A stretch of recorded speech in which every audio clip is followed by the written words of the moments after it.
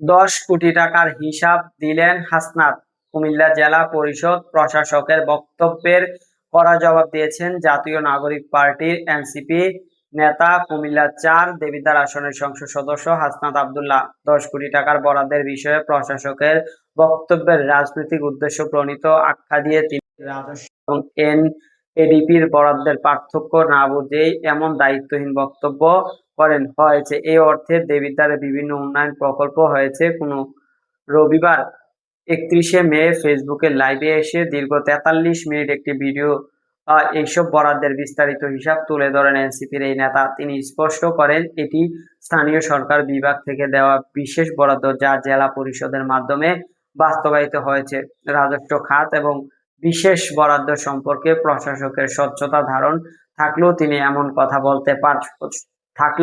বলতে পারতেন না। প্রশাসক বিষয়টি এমনভাবে উপস্থাপন করেছেন যেন টাকাগুলো আত্মসাৎ করা হয়েছে, যা সম্পূর্ণ ভিত্তিহীন। বরাদ্দের সুনির্দিষ্ট হিসাব দিয়ে হাসনাত আব্দুল্লাহ জানান যে 2024-25 অর্থবছরের এডিপি সাধারণ, এডিপি বিশেষ এবং নিজস্ব রাজস্ব খাত মিলিয়ে দেবিদ্বারের প্রায় মোট 8 কোটি 42 লাখ টাকা প্রকল্প দেওয়া হয়েছে।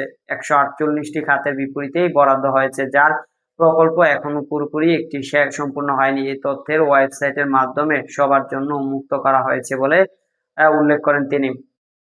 গত 2 দিন ধরে চলা মিডিয়ায় ট্রায়াল এবং অপপ্রচারের তীব্র সমালোচনা করায় এনসিপি দক্ষিণাঞ্চলের এই মুখ্য সংগঠক বলেন যে এখনো লুকানোর কিছু নেই, সবকিছু দিনের আলোর মতো পরিষ্কার। যাদের ন্যূনতম জ্ঞান বুদ্ধি আছে তারা ইন্টারনেট খুঁজতেই দেখতে পাবেন কোন খাতে কত টাকা এবং কোন প্রক্রিয়ায় ব্যয় হয়েছে। আর এর আগে বিভিন্ন বাজেটের হিসেবে তিনি লাইভে এইসব দিয়েছেন এবং তার জবাবদিহিতার নামক ফেসবুক পেজে নিয়মিত এইসব তথ্য আপডেট করা হয়। সবকিছু উন্মুক্ত থাকার পরেও বিষয়টি নেতিবাচকভাবে উপস্থাপন করার চেষ্টায় অত্যন্ত দুঃখজনক বলে মন্তব্য করেছেন তিনি। দর্শক, সাবস্ক্রাইব করবেন, লাইক করবেন, শেয়ার করবেন, কমেন্ট করতে ভুলবেন না।